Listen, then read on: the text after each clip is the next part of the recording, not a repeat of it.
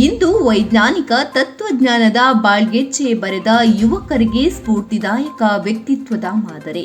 Bharat Ratna doctor APJ Abdul Kalam ಅವರ ಜನ್ಮದಿನದ ಪ್ರಯುಕ್ತ ಆತನಿಯಲ್ಲಿ ಭಕ್ತಿ ಭಾವದಿಂದ ಹಾಗೂ ಗೌರವಪೂರ್ವಕವಾಗಿ ಡಾಕ್ಟರ್ ಎಪಿಜೆ ಅಬ್ದುಲ್ ಕಲಾಂ ವೃತ್ತದಲ್ಲಿ ಪುಷ್ಪಾರ್ಚನೆ ಮೂಲಕ ಆಚರಿಸಲಾಯಿತು.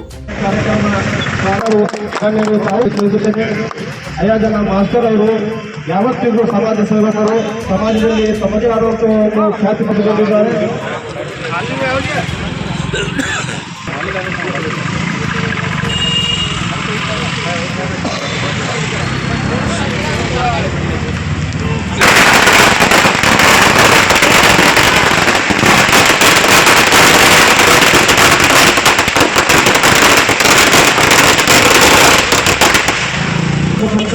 ಕಾರ್ಯಕ್ರಮದಲ್ಲಿ ಭಾಗವಹಿಸಿದ್ದಾರೆ.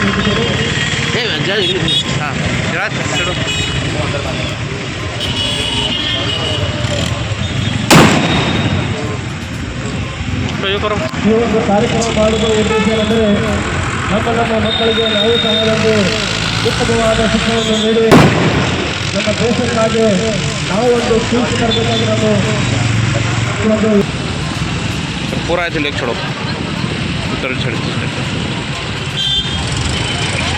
मेरे नया चरने का नहीं नको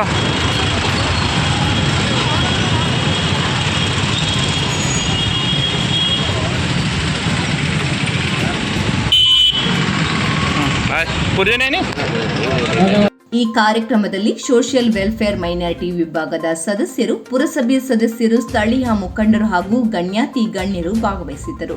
ಕಲಾಂ ಸರ್ ಅವರ ಭಾವಚಿತ್ರಕ್ಕೆ ಪೂಜೆ ಸಲ್ಲಿಸಿ ಅವರ ಸಾಧನೆಗಳನ್ನು ಸ್ಮರಿಸಿ ದೇಶಭಕ್ತಿ, ಶಿಕ್ಷಣಕ್ಕೆ ಮತ್ತು ವಿಜ್ಞಾನಕ್ಕೆ ಅವರು ನೀಡಿದ ಅಮೋಘ ಕೊಡುಗೆಗಳು ಕೃತಜ್ಞತಾ ಪೂರ್ವಕವಾಗಿ ನಮನ ಸಲ್ಲಿಸಲಾಯಿತು.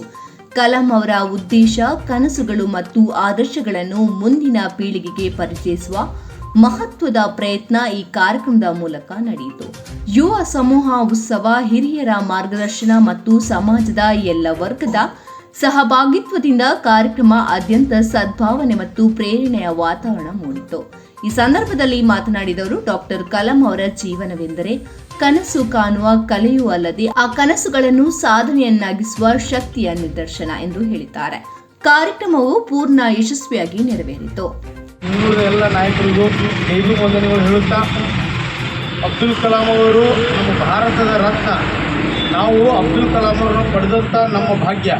ಯಾಕಂದರೆ ಅಬ್ದುಲ್ ಕಲಾಂ ಅವರು ನಮ್ಮ ಜೀವನವನ್ನೇ ನಮ್ಮ ಭಾರತಕ್ಕೆ ಮುಡಿಪಾಗಿಟ್ಟು ನಮ್ಮ ಭಾರತವನ್ನು ಒಂದು ಅತ್ಯುತ್ತಮವಾಗಿ ಬೆಳೆಸಿದಂಥ ನಮ್ಮ ನಾಯಕರು. ಅವರು ಯಾವುದೇ ಜಾತಿ ಧರ್ಮ ಅನ್ನದೇ ಯಾವುದೇ ಜಾತಿ ಧರ್ಮ ಅನ್ನದೇ ಎಲ್ಲ ಜಾತಿಯವರಿಗೂ ಒಪ್ಪುವಂಥ ನಾಯಕರಂದರೆ ಅವರು ಒಬ್ಬರೇ ಅಬ್ದುಲ್ ಕಲಾಂ ಅವರು ಅಂತ ಹೇಳಕ್ಕೆ ನಾನು ಇಷ್ಟಪಡ್ತೀನಿ. ಯಾಕಂದರೆ ಈಗಿನ ಕಾಲದಲ್ಲಿ ಒಬ್ಬೊಬ್ಬರ ನಾಯಕರು ಒಬ್ಬೊಬ್ಬರ ಜಾತಿ ಧರ್ಮಕ್ಕೆ ಸೀಮಿತ ಅದಾರ. ಆದ್ರೆ ಅಬ್ದುಲ್ ಕಲಾಂ ಅವ್ರನ್ನು ಎಲ್ಲ ಜಾತಿಯವರು ಅವ್ರನ್ನ ನಮ್ಮ ಜಾತಿಯವ್ರಂತ ಒಪ್ತಾರೆ. ಯಾಕೆ ಒಪ್ತಾರೆ ಅಂದ್ರೆ ಅಬ್ದುಲ್ ಕಲಾಂ ಅವರು, ಮನಮೋಹನ್ ಸಿಂಗ್ ಅವರು, ಇವರು ರಾಷ್ಟ್ರಪತಿ ಇದ್ದಾಗ, ಮನಮೋಹನ್ ಸಿಂಗ್ ಅವರು ಪ್ರಧಾನಮಂತ್ರಿ ಇದ್ದಾಗೆ ಹಿಂದೂ ಧರ್ಮಕ್ಕೆ, ಸಿಖ್ ಧರ್ಮಕ್ಕೆ ಯಾವುದೇ ಧಕ್ಕೆ ಇಲ್ಲಾಗಿತ್ತು. ಯಾಕಂದ್ರೆ ಹಿಂದೂ ಧರ್ಮಕ್ಕೆ ಯಾಕೆ ಧಕ್ಕೆ ಇಲ್ಲಾಗಿತ್ತಂದ್ರೆ ಇವರು ಅಬ್ದುಲ್ ಕಲಾಂ ಅವರು ಮತ್ತು ಮನಮೋಹನ್ ಸಿಂಗ್ ಅವರು ಹಿಂದೂ ಧರ್ಮವನ್ನು ನಮ್ಮದು ಧರ್ಮ ಅಂತೇಳಿ ತಿಳಿತಿದ್ರು ಅವರು. ಆದ್ರೆ ಈಗಿನ ಕಾಲದಾಗ ಹೆಂಗೈತಿ, ಹಿಂದೂ ಧರ್ಮದವರೇ ಇತ್ತು, ಈಗ ನಮ್ಮ ಹಿಂದೂ ಧರ್ಮಕ್ಕೆ ಈಗ ಧಕ್ಕೆ ಬರಲಾದೈತಿ. ಅಂದ್ರೆ ತಿಳ್ಕೊಳ್ರಿ, ನಮ್ಗೆ ಎಲ್ಲಿ ತಕ ಅದಾರ ಅಂದ್ರೆ ಅಬ್ದುಲ್ ಕಲಾಂ ಅವರು ನಮ್ಮ ಮನಸ್ತಾಗದಾರು. ನಮ್ಮ ನಮ್ಮ ನಮ್ಮ ದೇಶಕ್ಕೆ ಒಂದು ಒಳ್ಳೆಯ ವಿಚಾರಧಾರೆಗಳು ಕೊಟ್ಟಿದ್ದಾರೆ.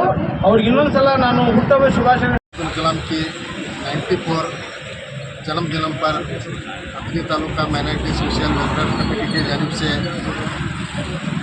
ये मुनक़द किया गया है। तो सबसे पहले मैं टीएमसी के अध्यक्ष, उपाध्यक्ष और हमारी स्थायी समिति के चेयरमैन और बाकी के मेंबर का शुक्रिया अदा करता हूँ, क्योंकि अगस्त के महीने में हम अर्जी दिए थे कि 15 साल से हम यहाँ पे एपीजे अब्दुल कलाम का सर्कल बना के जन्मदिन पे पूरा इधर प्रोग्राम रखते हैं। तो अभी परसों की मीटिंग में उन्होंने ड्रॉ पास किए हैं कि ये सर्कल को डॉक्टर एपीजे अब्दुल कलाम का नामकरण के लिए ड्रॉ पास हुआ है। तो अगले मीटिंग में वो ड्रॉ कॉपी हम ना देते को आश्वासन दिए। तो हमारे सब मेंबरों से रिक्वेस्ट है कि ये सर्कल में हम ना एक जगह करके क्या एक हमें क्या ना या तो उनका एक बड़ा बोर्ड बता के ऐसा गार्डन बनाने का इरादा है। तो अगर आप इधर रोड सीधा कर रहे हैं तो हमको उस साइड का जगह दो, अगर उस साइड पे रोड करते हैं तो इस साइड का जगह दो। अगले मीटिंग में ये करके हम ना अगले साल अच्छा अनुकूल करके देंगे करके ऐसी उम्मीद है। सब मेंबर इसका ख्याल रखें। ಕಲಾಂ ಅವರ ಜನ್ಮದಿನದ ಶುಭಾಶಯಗಳನ್ನು ಹೇಳುತ್ತಾ ಇವತ್ತು ಡಾಕ್ಟರ್ APJ ಅಬ್ದುಲ್ ಕಲಾಂ ಸರ್ಕಲ್ದಲ್ಲಿ ಇವತ್ತು ನಮ್ಮ ಎಲ್ಲ ಪುರಸಭೆಯ ಸದಸ್ಯರು, ಪುರಸಭೆ ಸ್ಥಾಯಿ ಸಮಿತಿ ಅಧ್ಯಕ್ಷರು ಹಾಗೂ ಜಯಂತಿಯನ್ನು ಜನ್ಮದಿನಾಚರಣೆಯನ್ನು ಅತ್ಯಂತ ಅರ್ಥಪೂರ್ವವಾಗಿ ಮಾಡಿದ್ದಾರೆ. ಅವರಿಗೆ ಅನಂತ ಕೋಟಿ ನಮಸ್ಕಾರಗಳನ್ನು ಹೇಳುತ್ತಾ ಈ ಅಬ್ದುಲ್ ಕಲಾಂ ಅವರು ನಮ್ಮ ದೇಶ ಕಂಡ ಅಪರೂಪದ ರಾಜಕಾರಣಿಗಳು, ವಿವಿಧತೆಯಲ್ಲಿ ಏಕತೆಯನ್ನು ತಂದವರು. ಅವರ ಮಾರ್ಗದರ್ಶನ ನಮ್ಮ ಎಲ್ಲ ಸಮಾಜಕ್ಕೆ ಒಳಿತಾಗಲಿ. ಅವರಿಗೆ ಮತ್ತೊಮ್ಮೆ ಹುಟ್ಟುಹಬ್ಬದ ಶುಭಾಶಯಗಳನ್ನು ಹೇಳುತ್ತಾ ನನ್ನ ಎರಡು ಮಾತು. ಉತ್ತಮ ನ್ಯಾಯಾಲಯದ ಬಗ್ಗೆ ಸರ್ವಶ್ರೇಷ್ಠ ನ್ಯಾಯಾಲಯ ಒಂದು ಕಾರಣದಿಂದ ನಾಳೆ ಅಗ್ನಿ ಬಂದ ಮತ್ತು ಅದಕ್ಕೆ ಒಂದು ಹೋರಾಟವನ್ನು ವ್ಯಕ್ತಪಡಿಸಿದ್ದಾರೆ. ಅದಕ್ಕಾಗಿ ಇದೊಂದು ನಾವೆಲ್ಲರೂ ಕೂಡಿ ಅದಕ್ಕೆ ಬೆಂಬಲ ನೀಡೋಣ ಅಂತ ಹೇಳುತ್ತಾ ಇಲ್ಲಿ ಬರುತ್ತಾ ಎಲ್ಲ ಸಮಾಜದ ಸಂಘಟಕರು, ಸಮಾಜದ ಮುಖಂಡರು ಆ ಕಾರ್ಯಕ್ರಮಕ್ಕೆ ಸರ್ಕಲ್ಗೆ ನಾಳೆ ಮುಂಜಾನೆ 9 ಗಂಟೆಗೆ ಹಾಜರಾಗಬೇಕು.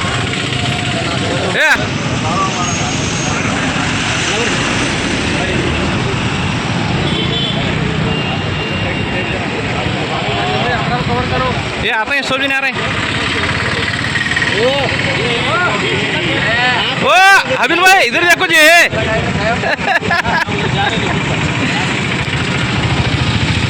क्या कहते हैं